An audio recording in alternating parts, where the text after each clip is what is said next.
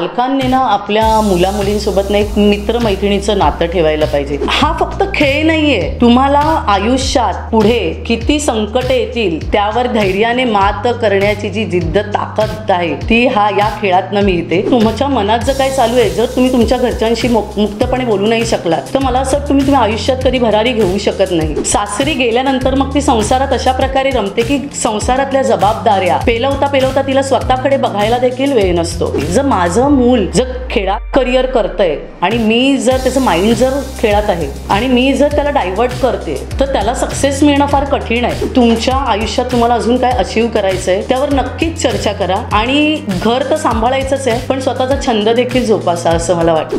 नमस्कार. नवराष्ट्र मुंबई नववार्ता ह्या विशेष कार्यक्रमात मी माधवी वाडकर तुम्हा सगळ्यांचं स्वागत करते. आज आपल्यासोबत एक असं व्यक्तिमत्व आहे जिला जणू लहानपणीच कबड्डीचं बाळकडू मिळालेलं आहे. अभिमन्यूसारखं आईच्या गर्भातच हिने कबड्डीचे धडे गिरवलेले आहे. भातुकलीचा खेळ सोडून लहान मुलांसोबत कबड्डी खेळण्यात हिचं मन जास्ती रमायचं आणि अभ्यासानंतर जर हिचा काही छंद असेल तर तो 10x12च्या खोलीमध्ये कबड्डीचा सराव करायचा. अशी कबड्डीची रणरागिणी 2002-2003ची शिवछत्रपती पुरस्कार विजेती, सलग 10 वर्ष नॅशनल खेळाडू असणारी आणि पहिल्यांदा आशियातील गोल्ड मेडलिस्ट, इंटरनॅशनल आशियाई गोल्ड मेडलिस्ट मेघाली कोडगावकर. ताई, तुझं खूप खूप स्वागत असो. आणि खरंच म्हणजे मला सांगताना असं वाटत होतं की काही कुठे माझे एखादे पुरस्कार तर राहत नाही ना, कारण तुझ्याबद्दल सांगावं तितकं कमी आहे. मला खूप छान वाटतंय की आज तू इथे आली आहे आणि आज आपण तुझ्याशी गप्पा मारणार आहोत. तर ताई, आपण महिला विशेष दिनानिमित्त काही विविध विषयांवरती विविध क्षेत्रातल्या मान्यवर महिलांशी आपण चर्चा करणार आहोत. मी आजचे हे जे प्रश्न आहेत हे महिलांच्या रिलेटेड त्या कलेनेच घेते. तर माझा पहिला प्रश्न आहे की पुरुष आणि स्त्री एक प्रशिक्षक म्हणून आजही न्यूनगंड आहे, तर काय सांगशील याबद्दल? बेसिकली कसं असतं, एखादी महिला खेळाडू असेल तर लहानपणापासून तिला एखादा संघ जॉईन करायचा आहे. तर मुंबई म्हणा, महाराष्ट्र म्हणा, इथे महिला प्रशिक्षिका फार कमी आहेत. तर बेसिकली या लहान मुलींमध्ये एक न्यूनगंड असतो. 100% नाही पण 50-55% मुलींमध्ये न्यूनगंड असतो की एखाद्या पुरुष प्रशिक्षकाच्या हाताखाली आपण सराव कशा प्रकारे करायचा, कसा करायचा, आणि त्यांना एक भीती असते की आपल्याला कशा प्रकारचं ट्रीट तिकडे केलं जाईल. कारण का समाजात अशा बऱ्याच गोष्टी चालल्यात, आपण ऐकतच असतो मीडियावर वगैरे. तर ती एक भीती मुलींच्या मनात असते. पण त्याच्यावर पण एक सोल्युशन आहे की लहानपणापासूनच एका लेडीजला, एक नारी शक्तीला एक वरदान आहे, एक गट्स फिलिंग म्हणतो आपण त्याला, की एखाद्या लेडीजला कळतं की समोरच्याकडनं वेव्ज येतात, पॉझिटिव्ह निगेटिव्ह, आणि त्या आपण पकडायच्या असतात, त्या फॉलो करायच्या असतात. इमोशनली एका गोष्टीबरोबर जाणं गोष्ट वेगळी आहे, पण प्रॅक्टिकली तुमची जेव्हा गट्स फिलिंग, तुम्हाला जेव्हा आतनं आवाज येतो की बाबा ही व्यक्ती व्यवस्थित आहे की नाही, आपण इथे सेफ आहोत की नाही, ही गट्स फिलिंग तर प्रत्येक मुलीला असते. तर मला असं वाटतं की प्रत्येक मुलीने ती गट्स फिलिंग, तो आवाज ऐकावा आणि त्याप्रमाणे स्वतःला त्या ठिकाणी सेफ आहे की नाही ते ठरवावं. पण त्या गोष्टीचा इफेक्ट जर नसेल तर स्वतःच्या खेळावर होऊन देऊ नये. तुमचा जो छंद आहे, तुमची जी आवड आहे, तुम्हाला बरेच सारे ऑप्शन्स असतात. हा संघ प्रशिक्षक नाही तर तो संघ प्रशिक्षक, खूप सारे ऑप्शन्स आहेत. तर तुम्ही त्याच्यावर तुम्ही त्याच्यातनं चांगला ऑप्शन निवडून तुम्ही एखादी टीम जॉईन करू शकता, असं बेसिकली मला वाटतं. ताई, तू सुद्धा महिला प्रशिक्षक आहे, काय अडचणी तुलाही येतात आणि तुलाही वाटतं का की महिला प्रशिक्षक आज कमी आहेत म्हणून? कमी आहेत याचं मूळ कारण आहे बघ. आता मी जेव्हा कबड्डी खेळायला सुरुवात केली, कबड्डीत नावारूपाला आले, पुरस्कार देखील घेतला. पण विशेष म्हणजे प्रत्येक स्त्रीच्या आयुष्यात एक स्टेज येते, ती म्हणजे लग्न, आणि माहेर सोडून मुलगी सासरी जाते. सासरी गेल्यानंतर मग ती संसारात अशा प्रकारे रमते की संसारातल्या जबाबदाऱ्या पेलवता तिला स्वतःकडे बघायला देखील वेळ नसतो. बेसिकली कबड्डी खेळ हा माझा आवडता खेळ, त्यातनं मी पुरस्कार्थी नावारूपाला आलेली. त्याच्यानंतर मी मध्य रेल्वेमध्ये TC या पदावर कार्यरत देखील आहे. मग जॉब करून मुलं बाळ, घर संसार, चूल मूल सगळं सांभाळून आपली ही एक हौस कशी पूर्ण करायची. कारण का बेसिकली ज्या प्रशिक्षिका आहेत त्यांच्यासाठी कोर्सेस असतात आणि त्या कोर्सेससाठी तुम्हाला 1-1 वर्ष बाहेर राहावं लागतं. पण माझ्या घरातनं चांगला पाठिंबा होता आणि त्या पाठिंबामुळे मी आज माझा ही आवड आहे ती एक प्रशिक्षक म्हणून मी पूर्ण करू शकते. पण प्रत्येकालाच हा पाठिंबा मिळतो असं नाही आहे. काही ज्या महिला आहेत त्यांना घरातनं पाठिंबा मिळत नाही, नवरा असेल, सासू सासरे असतील, तर त्यांना तुम्ही कशा प्रकारे कन्व्हिन्स करायचं, तुमच्या मनातल्या ज्या भावना आहेत त्या तुम्ही त्यांच्या समोर निर्मळपणे मांडता आल्या पाहिजेत असं मला वाटतं. कारण का बेसिकली तुमच्या मनात जर काय चालू आहे, जर तुम्ही तुमच्या घरच्यांशी मुक्तपणे बोलू नाही शकलात तर मला असं वाटतं तुम्ही आयुष्यात कधी भरारी घेऊ शकत नाही. तर मी प्रत्येक महिलेला असं सांगेन की मनमोकळेपणाने बोला. तुमच्या आयुष्यात तुम्हाला अजून काय अचीव करायचं आहे त्यावर नक्कीच चर्चा करा. आणि घर तर सांभाळायचंच आहे पण स्वतःचा छंद देखील जोपासा असं मला वाटतं. ताई, सध्या तू कुठे कुठे प्रशिक्षण देते, म्हणजे ॲज अ प्रशिक्षक तू कुठे कुठे काम करते आणि कसं वाटतं त्या मुलींना शिकवताना, काय वाटेल, म्हणजे काय सांगशील याबद्दल? खरं तर येणारी प्रत्येक मुलगी ही करिअर करण्यासाठीच येते ग्राउंडवर. पण काय आहे, कोणाची म्हणजे काही मुली एवढ्या गरीब असतात की खाण्याचे देखील वांदे असतात त्यांच्या घरी, एवढ्या गरीब कुटुंबातल्या मुली असतात, शिक्षणाची अडचण असते, फीज भरण्याची अडचण असते. तर बेसिकली अशा ज्या मुली असतात ना त्यांच्या पाठीमागे उभं राहायला लागतं एक प्रशिक्षक म्हणून. कारण का एक प्रशिक्षक म्हणून जेव्हा आम्ही ग्राउंडवर काम करत असतो तेव्हा नुसतं त्याला ग्राउंडवर कबड्डीचे स्किल्स शिकवून फिटनेस देऊन सोडणं हे नाही आहे. तर कबड्डी खेळाडू म्हटल्यावर मुलगा असू दे मुलगी असू दे त्याची मेंटल हेल्थ चांगली असणं फार गरजेचं आहे. त्याची मानसिकता शिक्षकाने जपणं फार महत्त्वाचं आहे. तर मी या मानसिकतेला 100पैकी 50 ते 60 गुण नक्कीच देईन, पर्सेंटेज देईन. कारण का खेळाडू जेव्हा ग्राउंडवर खेळत असतो तेव्हा तो मेंटली 60% खेळत असतो आणि 40% तो ग्राउंडवर त्याचे स्किल्स, त्याचा फिटनेस त्याच्यावर तो खेळत असतो. तर एक प्रशिक्षक म्हणून मी जेव्हा एखाद्या खेळाडूला बघते तेव्हा त्याच्याकडे मेंटली किंवा मानसिकरित्या त्याच्यामागे मला कसं धैर्याने उभं राहता येईल, त्याला सपोर्ट करता येईल, याला मी जास्त महत्त्व देते. ताई, खेळ म्हटलं ना की पहिले सगळ्यात आधी भीती असते इजा होण्याची, कुठे लागू नये. आणि एक पालक म्हणून प्रत्येक पालकाच्या मनामध्ये मुलीच्या बाबतीत ही भीती असते की अरे लग्नाआधी सुद्धा की लागणार, काही दुखापत होऊ नये. आणि लग्नानंतर तर अजून जास्ती भीती असते कारण पुढे बेबी प्लॅनिंग असतं, डिलेव्हरी असते. तर ह्या सगळ्याबद्दल काय सांगशील? आणि तुझा एखादा किस्सा आहे का की खरंच अशी दुखापत झाली होती आणि खूप असं वातावरण झालं होतं घरी किंवा पूर्ण आयुष्यामध्ये एक अशी बोलतो ना एक सिच्युएशन येते की त्यावेळेला आपल्याला कुठेतरी मागे जावं लागतं, पण तिथे तू हार न मानता त्या सगळ्या गोष्टीला पार करून आज ह्यापर्यंत पोहोचली, सांगशील? खरं तर खेळाडू आणि दुखापत हे समीकरण जवळजवळ म्हणजे ठरलेलंच आहे, म्हणजे त्याच्यात काही आपण तोड काढू शकत नाही.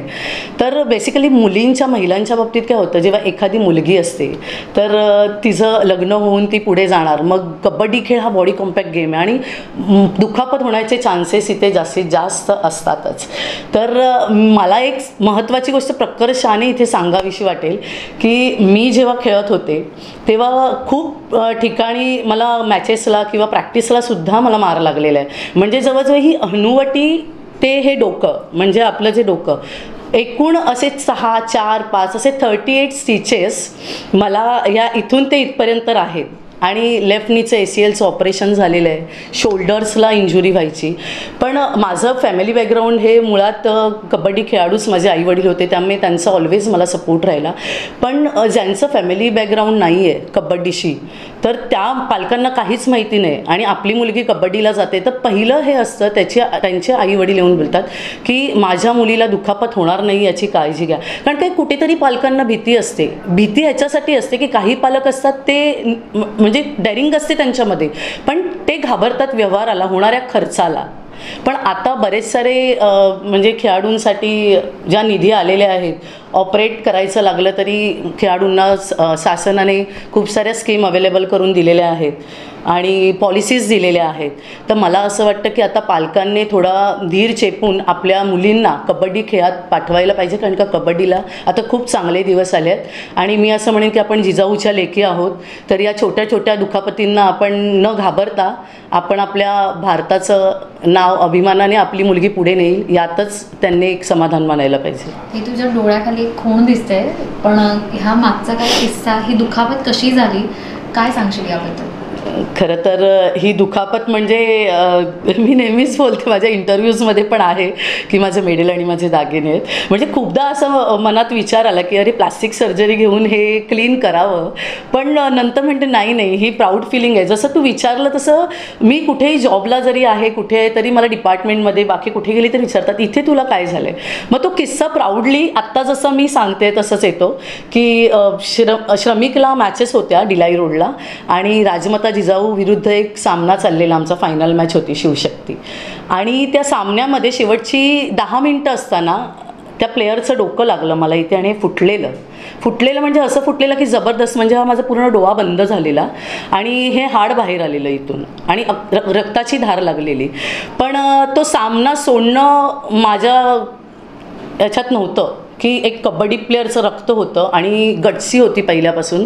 तर मला एकच त्या वेळेला ध्येय होतं की माझी टीम जिंकायला पाहिजे आणि या वेळेला जर मी हा सामना सोडला तर मी खेळाडू म्हणून मी कधीच स्वतःला सांगू शकत नाही असं. तर ती मॅच मी 10 मिनटं लिटरली डोळ्याला पट्टी बांधून खेळलेली आहे. शेवटची 10 मिनटं म्हणजे हा डोळा माझा पूर्ण बंद होता. तो सामना आम्ही एका पॉईंटने लॉस झालो, पण त्यावेळेला जी पब्लिकची मनं मी जी जिंकली, कबड्डी रसिकांची मनं मी जी जिंकली, ते वातावरण आणि ती सिच्युएशन मला अजून आठवते की प्रत्येक कबड्डी रसिक मला टाळ्यांच्या कडकडाटात मला ॲप्रिशिएट करत होतं.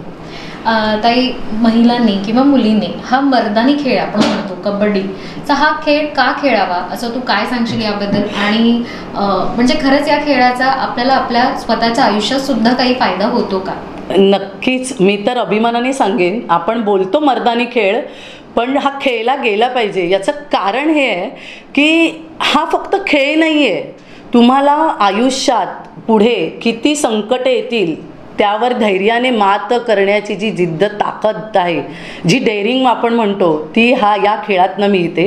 ह्याचा फायदा मी तुला नक्कीच सांगेन. एक किस्सा आहे. अगेन श्रमिक जिमखान्यातच आमच्या कबड्डीच्या मॅचेस सुरू होत्या आणि मी चेंज करण्यासाठी वॉशरूमला गेले. तर बेसिकली त्या श्रमिक जिमखान्याचं जे वॉशरूम्स आणि फ्रेश व्हायची रूम आहे ना, त्याला खूप हाईट आहे त्या रूमला. तर मी वॉशरूममध्ये गेले आणि मी जेव्हा दरवाजा ढकलला ना तेव्हा कोणी नव्हतं, वॉशरूम पूर्ण एम्प्टी होतं. आणि मी जेव्हा वॉशरूममध्ये गेले, दरवाजा ढकलला तर वरनं माती पडली आणि मी बघितलं तर वरती एक मुलगा लिटरली भिंतीला हात आणि पाय लावून असा उभा आहे वॉशरूममध्ये.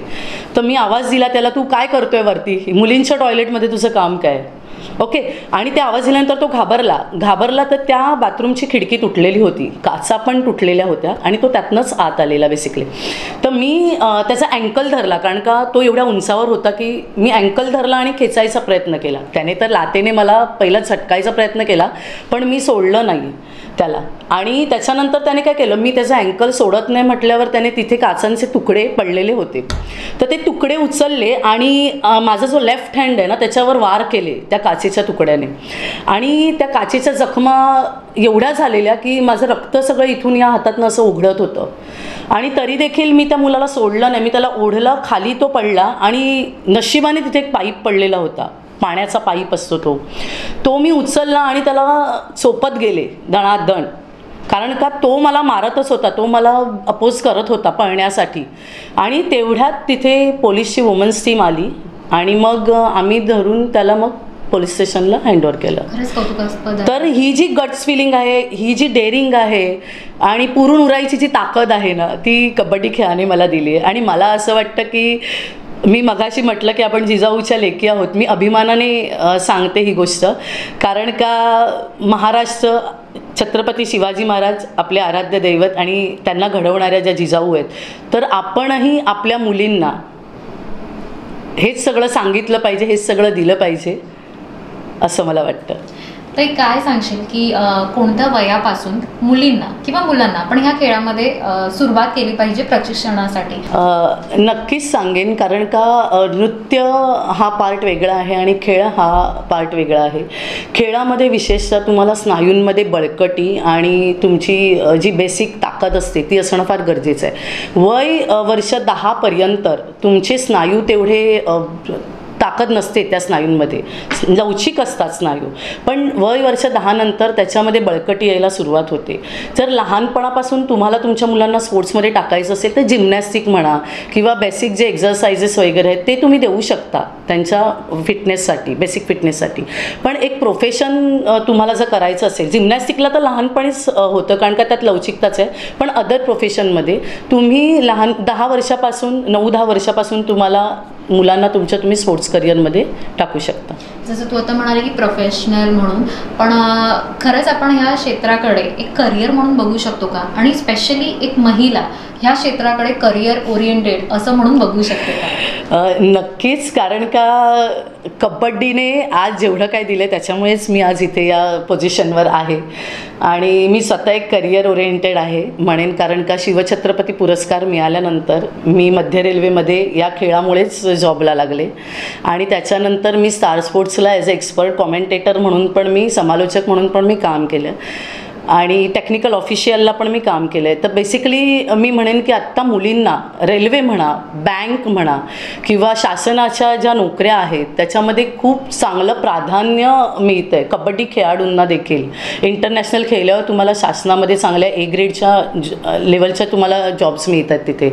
आणि ते सोडलं त्याच्या व्यतिरिक्त तरीही तुम्ही जसं कधी आता प्रो कबड्डीचं सीझन चालू आहे आत्ता करंट देखील, तर ह्या प्रो कबड्डीमध्ये जरी पुरुषांची जरी असली तरी स्ट्रेंथ अँड कंडिशनिंग कोचेस जे आहेत, फिजिओज आहेत, फ्लोअर मॅनेजर आहेत किंवा ॲनालिसिस्ट आहेत, या महिला काम करतायत तिथे.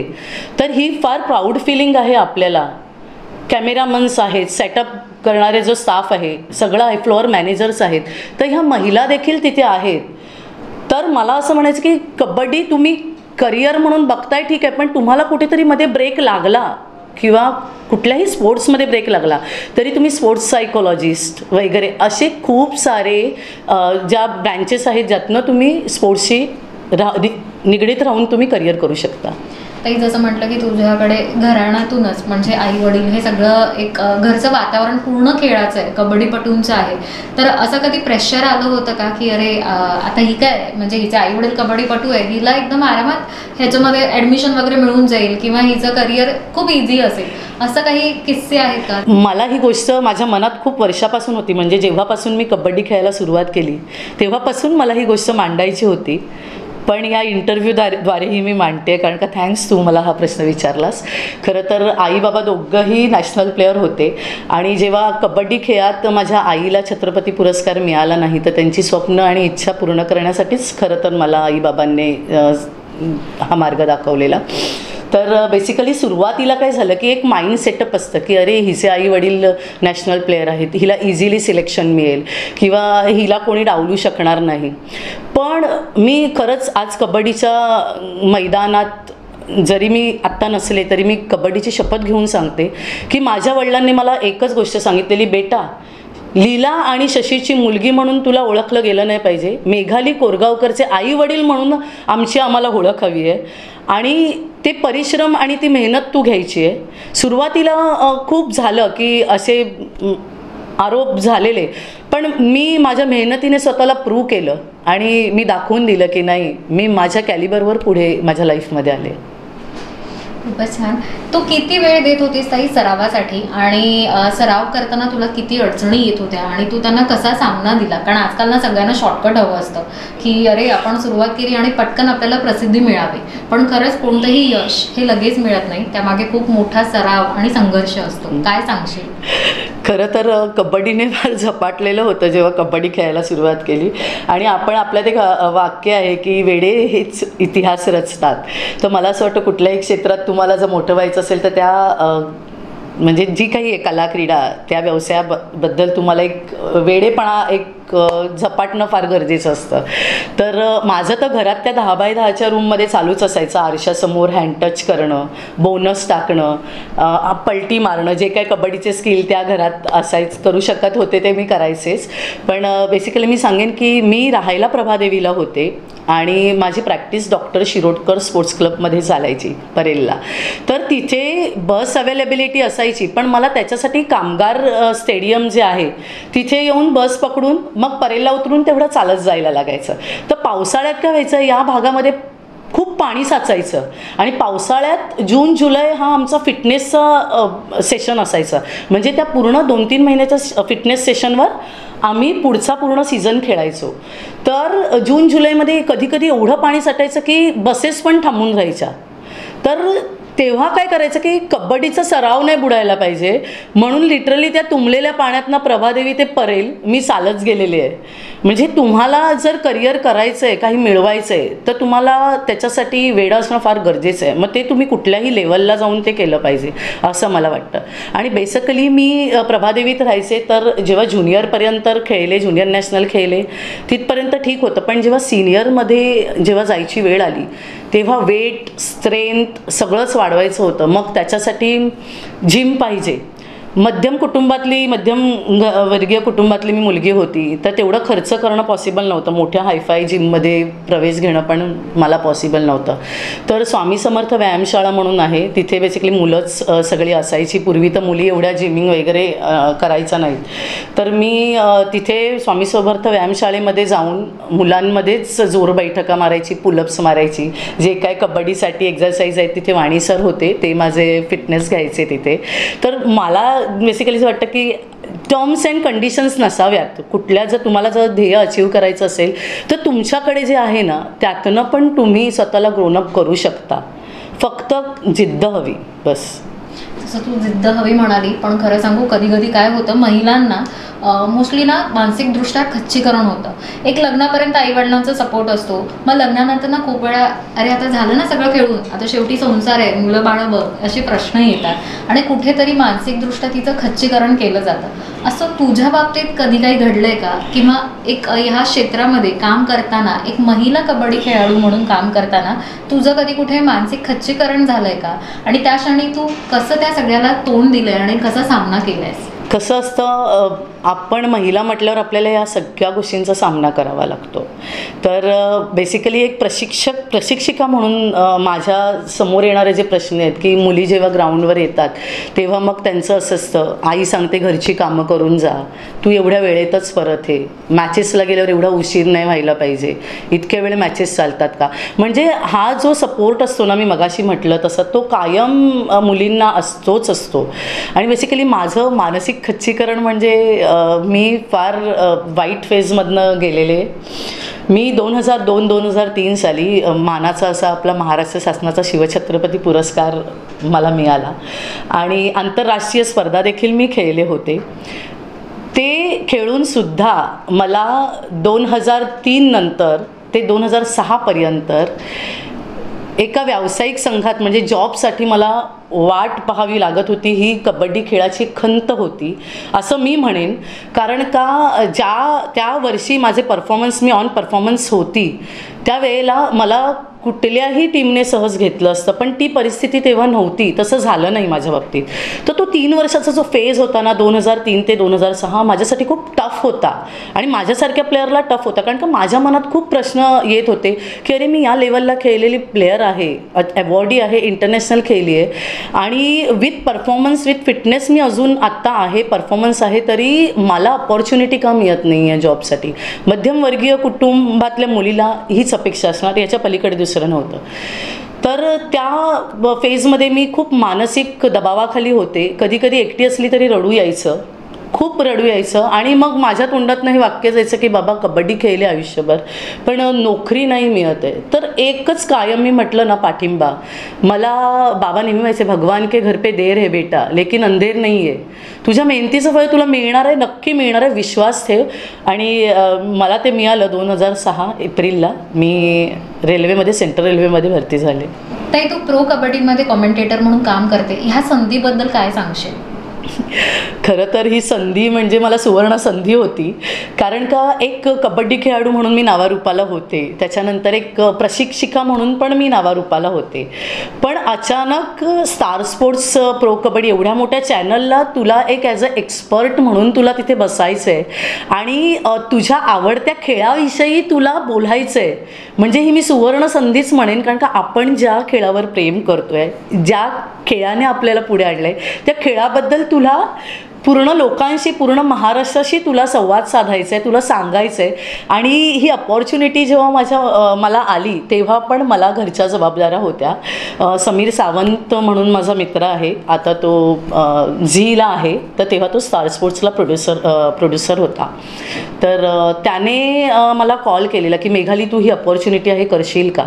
तर मला तेव्हा माझी एक मोठी मुलगी 13 वर्षाची आहे आता, आणि तेव्हा माझी छोटी होती ती 2.5 वर्षाची होती ऑलमोस्ट. तर मला तेव्हा पण असं आलेलं की अरे माझं छोटं बाळ आहे, तर मी कसं काय जाणार तिला टाकून. Pre show, post show, commentary आणि ह्या सगळ्या गोष्टी, मला अर्धा दिवस घराच्या बाहेर राहायला लागणार आहे.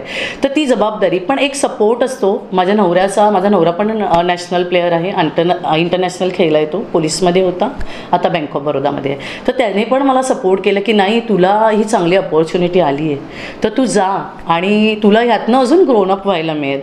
तर आणि नक्कीच मी गेले आणि सगळ्या गोष्टी चांगल्या झाल्या आणि त्यातनंच मी आता ग्रोनअप होते. खूप छान. ताई, जसं तू म्हणाली की तुझे आईवडील सुद्धा कबड्डीपटू होते, सो खूप पिढ्यानपिढ्या तू ही कबड्डीची ही सगळी पूर्ण वाटचाल आहे, तू पाहिलेली, हा प्रवास पाहिलेला आहे. तर काय सांगशील, आधीचा कबड्डीकडे बघण्याचा दृष्टिकोन आणि आत्ताचा कबड्डीकडे बघण्याचा दृष्टिकोन ह्याबद्दल किती तफावत आहे, आणि तो चांगला आहे की कसा आहे? नक्कीच तफावत तर आहेच, कारण का माझी आई कबड्डी खेळाडू होती, तर मी माझ्या आईकडून नेहमीच ऐकायचे बरं का की तेव्हा जे वुमेन ऑफ द सिरीज म्हणजे सामन्यातील अष्टपैलू खेळाडू म्हणून त्यांना जे स्टीलचे ग्लास किंवा स्टीलचे जे तांबे आहेत ते तेव्हा त्यांना दिले जायचे.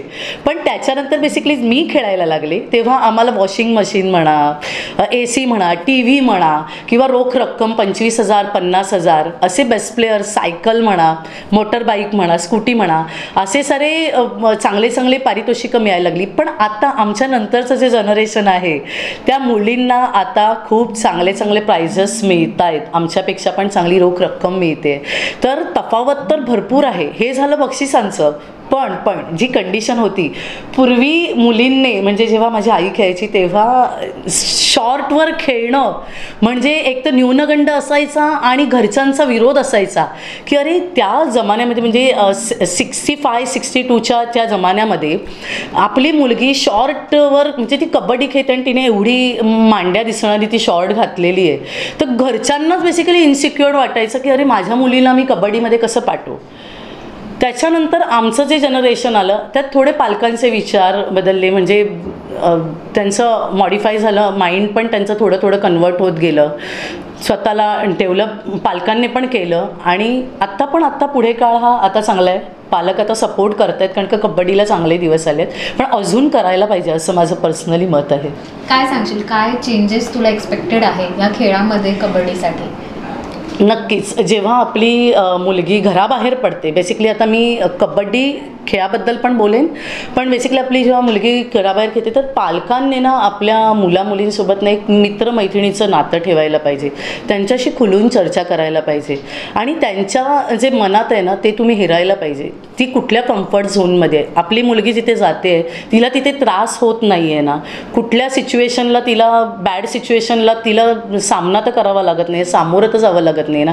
ह्या सगळ्या ज्या गोष्टी आहेत त्या पालकांनी घरी आपलं मूल आल्यानंतर विचारपूस करायला पाहिजे, इंटरॅक्ट व्हायला पाहिजे आणि कुठल्याही गोष्टीत आपल्या मुलाला काय चुकीचं आहे काय वाईट आहे हे वेळोवेळी तर पालक सांगतात, पण ते एका चांगल्या सिस्टमने, चांगल्या प्रेमाने, एक मित्रमैत्रिणी कसे आहेत त्याप्रमाणे त्यांनी राहायला पाहिजे आणि ऑलवेज ह्या गोष्टीसाठी सपोर्ट करायला पाहिजे. आणि बेसिकली काय होतं की आपला जर एखादा मुलगी खेळ खेळत असेल तर पालकांचं असतं की अरे अभ्यास कर, तुला एवढे पर्सेंटेज यायला पाहिजे, तू हेच करायला पाहिजे, कबड्डी खेळून तुझा काय फायदा नाही होणार आहे.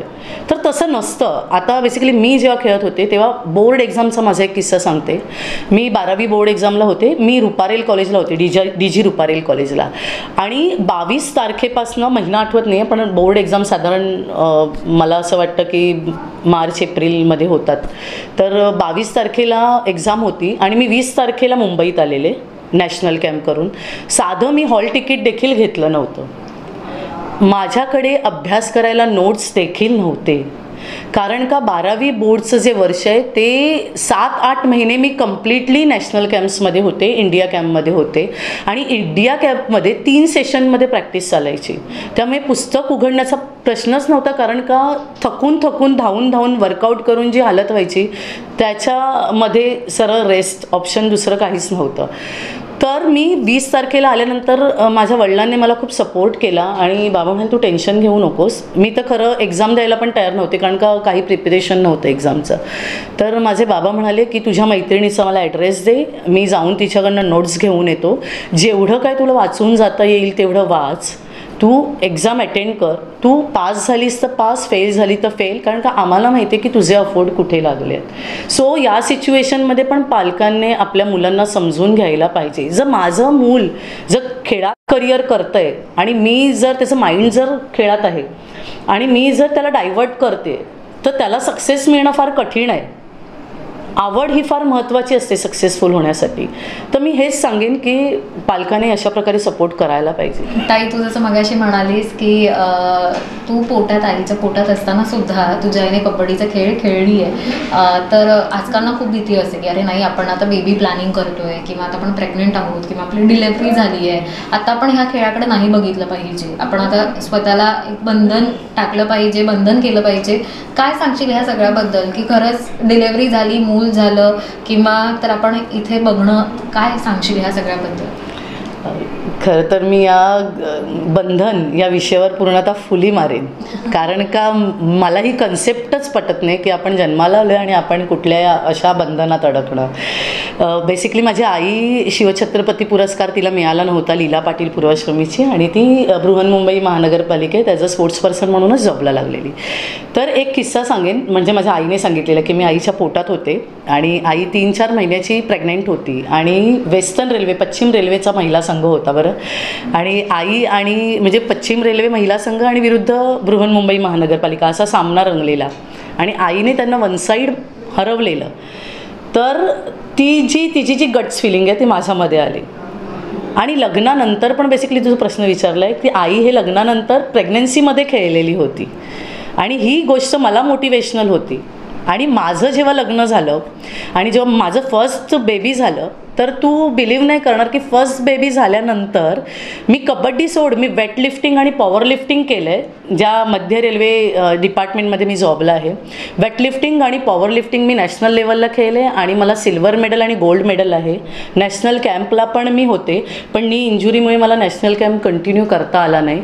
आणि ही जी गट्स फिलिंग मला माझ्या आईकडून मिळालेली. आणि सेम मी हेच सांगते की महिलांनी हा विचार करणं फार चुकीचं आहे, बंधनात ठेवणं चुकीचं आहे. कुठल्याही गोष्टीबद्दल तुम्ही जेवढं स्वतःला सकारात्मक ठेवाल ना तेवढं ठेवा. स्वतःच्या इच्छा आकांक्षा पूर्ण करा, नाम उमेद होऊ नका आणि उंच भरारी घ्या आकाशात, कारण का मी माझ्या मुलीला पण आता कबड्डीमध्येच टाकले. खूप सुंदर. तर जसं मेघाली ताई म्हणाल्या की कुठलीही गोष्ट असो, जर का हा कबड्डी हा तुमचा आवडता खेळ आहे आणि तुमची जिद्द आहे की तुम्हाला हे पूर्ण करायचं स्वप्न, तर कोणत्याही गोष्टी आड येऊ देऊ नका. सराव करा, प्रॅक्टिस करा आणि ध्येयाकडे वाटचाल करा. अशाच मुलाखती पुन्हा आपण घेत येऊ. तोपर्यंत नमस्कार. मी माधवी वाडकर, नवराष्ट्र मुंबई